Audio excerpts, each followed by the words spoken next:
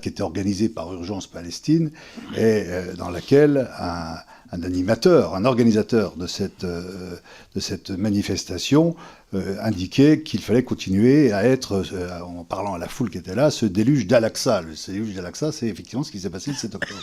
Retour, vous faites de ces expériences, parce qu'effectivement, quand le président Chirac a entendu la Marseillaise être sifflée au Stade de France, il l'a quitté, parce que c'était inconcevable. Quand vous entendez des propos qui flirtent avec l'apologie du terrorisme, vous ne pouvez pas rester sur une estrade. Est-ce que ça, c'est quelque chose que vous comprenez ou pas? Évidemment, Monsieur le Président. Jean-Luc Mélenchon a été interrogé par la commission d'enquête sur l'entrisme des frères musulmans au sein de la vie politique française. Aujourd'hui, le 6 décembre 2025, j'ai écouté cette audience. Alors Jean-Luc Mélenchon a commencé par expliquer que la République, durant un long laïus d'introduction, Jean-Luc Mélenchon a expliqué que la République, c'était la liberté de conscience et que donc la République assurait aux religions le droit d'exercer leur culte. À l'unité du peuple français. C'est notre tâche permanente à nous, l'unité du peuple français. C'est pour ça qu'existe la loi laïque de 1905 et qu'il nous revient à tous, quel que soit notre parti, de la faire vivre dans son intelligence spécifique. Alors, la loi de 1905 et la laïcité, redisons-le pour ceux qui nous écoutent à cet instant, ce n'est pas un athéisme d'État. La laïcité, ce n'est pas l'interdiction de ceci ou cela, c'est une loi de liberté. Je vous l'ai dit en début, la laïcité est née de la nécessité de la liberté du culte. La laïcité est donc d'abord protectrice de la liberté du culte, pas de son interdiction. Pour le reste, la liberté de conscience est absolue. Et dès lors, la laïcité ne combat que les pratiques interdites par la loi. Point final. Je rappelle que la laïcité, c'est pour la République le fait de s'accaparer le pouvoir spirituel. Le pouvoir spirituel. Article 1 de la Constitution, tous les hommes naissent libres et égaux en droit, hein, ce qui va, j'imagine, à peu près contre tous les livres saints. Hein. Donc, la République s'accapare le pouvoir spirituel et écarte les religions de l'exercice du pouvoir. Hein. C'est ça la laïcité. Jean-Luc Mélenchon prétend que la République assure la liberté de conscience, donc la liberté de culte. Oui, certes, la République, à travers la loi de 1905, intronise la liberté de conscience, parce que de toute façon, il y avait beaucoup trop de chrétiens pour que ce ne soit pas le cas. Néanmoins, la République, elle est anti-religieuse de toute façon par essence. Donc, le rapporteur de la commission d'enquête a posé 4 questions à Jean-Luc Mélenchon. La première question, que je synthétiserai par considérez-vous être l'objet de l'entrisme de l'islam en France? À cet égard, une autre forme d'entrisme, davantage idéologique, a été revendiquée publiquement en 2022 par Madame Houria Boutelja, qui est fondatrice du Parti des indigènes de la République. S'adressant à propos de votre candidature à l'élection présidentielle, elle déclarait, je la cite, « Dans ce magma, il y a un butin de guerre qui s'appelle Mélenchon. » Et sur Houria Boutelja, Jean-Luc Mélenchon, il me semble bien qu'il n'a même pas cité le nom. C'est-à-dire qu'il n'a pas du tout répondu à la question. Le rapporteur de la République a également posé la question de l'utilisation du voile comme d'un vecteur de l'entrisme islamique ou musulman au sein de la République. Jean-Luc Mélenchon a été absolument brillant, certes, à ce propos, en considérant que c'était à la République d'ouvrir les yeux sur quelle personne utilise le voile pour promouvoir sa religion et quelle personne l'utilise en tant pour la liberté de conscience privée. Les musulmans en portent, les musulmanes, et vous dites comme un signal.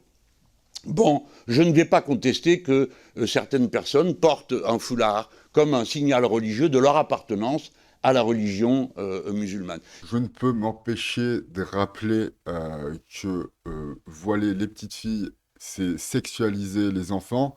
Qu'est-ce que la sexualisation? La sexualisation est rattachée un individu à son sexe. Or, dans l'islam, seules les femmes sont voilées. Or, dans l'islam, seules les femmes sont voilées. Donc, mettre un voile à un enfant, c'est rappeler à l'enfant et aux gens qui peuvent croiser cet enfant, que cet enfant est une fille, donc c'est sexualiser l'enfant. La troisième question du rapporteur m'a fondamentalement énervé, car le rapporteur prétend que la propagation du terme islamophobie engendre l'antisémitisme. Et donc moi j'en ai marre qu'on oppose toujours l'islamophobie à l'antisémitisme, car ce sont deux religions, hein, que j'en ai rien à foutre. Et je le dis comme ça et je le laisse sur YouTube. Et d'ailleurs, plus tard, Thévenot, hein, du Modem, ou bon, Macron, quoi, elle dit que les actes antisémites seraient plus nombreux en France, 60%, c'est faux. Hein. C'est les actes antichrétiens, hein, les plus nombreux. C'est l'usage stratégique par certains réseaux islamistes du terme islamophobie pour délégitimer toute critique de leur idéologie, affaiblir la vigilance républicaine et nourrir un récit de confrontation. Parce que défendre la liberté d'expression, c'est protéger ceux qui contribuent à éclairer la nation. Selon les chiffres de 2024 du ministre de l'Intérieur, notre pays a recensé récemment environ 240 actes anti-musulmans que nous devons dénoncer avec la plus grande rigueur, compte plus de 1600 actes antisémites, alors même que la population juive est près de 10 fois moins nombreuse que la population musulmane. Donc opposer l'islamophobie et l'antisémitisme, c'est se situer en dehors de l'arc républicain, car en aucun cas la République ne peut reconnaître l'islamophobie, puisque la République ne reconnaît aucun culte. La République ne peut pas reconnaître l'islamophobie. Et c'est de la pure rhétorique. Et enfin, le rapporteur a parlé du culte du Conseil islamique en Belgique qui s'est introduit en France. Et là, j'ai pas écouté, donc il faudra que je regarde à nouveau la vidéo.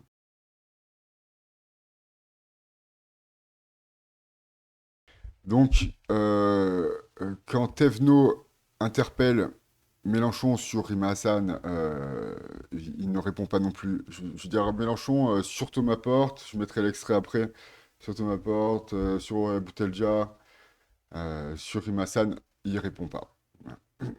En répondant, je l'espère, à ces questions, Monsieur Mélenchon, montrez-nous aujourd'hui devant cette commission que vous n'êtes pas devenu, malgré vous ou par calcul, le cheval de Troie idéal de l'entrisme islamiste dans notre politique française. De même, pourquoi voudriez-vous que moi, je sois l'agent de ceci ou de cela? Alors, je vous ai répondu, quoique ce ne soit pas le sujet. Donc, un autre intervenant pose la question, quel est le problème entre l'islam et la République à Jean-Luc Mélenchon? Pas de réponse. Alors, quand Madame Saint-Toul, Monsieur Saint-Toul, demande à Jean-Luc Mélenchon ce qu'il pense de la définition de l'islamo-gauchisme, celui-ci répond bien. Il répond « Quand il tue en désignant les islamistes, c'est souvent nous qu'il tue. Donc en désignant les islamo-gauchistes, oui, pointe d'humour, en désignant la gauche et l'extrême gauche. » Quand il tue, c'est souvent nous. Et donc enfin, quand Madame Tanguy parle des relations entre Thomas Porte, bon, qui ne sont pas des relations a priori, d'après ce que dit Jean-Luc Mélenchon, entre Thomas Porte et un proche du Hamas, la réponse de Jean-Luc Mélenchon, elle est bof aussi. Monsieur Porte se trouvait là-bas. J'espère que vous ne sous-entendez pas qu'il était au courant ou qu'il venait pour les présider. Non. Il se trouvait là, que voulez-vous, ça arrive qu'on se trouve à côté d'un endroit où il se passe des choses épouvantables. Donc, voilà ce qu'on pourra retenir. Il apparaît évident que le combat républicain qui a animé la Révolution et les idées des Lumières, bien que Jean-Luc Mélenchon soit allé chercher Averroès, donc un musulman, donc un intellectuel musulman, il apparaît donc aujourd'hui clair que le combat républicain de la Révolution s'éloigne, se soit éloigné depuis longtemps déjà des réflexions dialectiques, oserais-je dire, hein, des réflexions intellectuelles de la gauche qui considèrent qu'il n'y a pas de problème avec l'islam.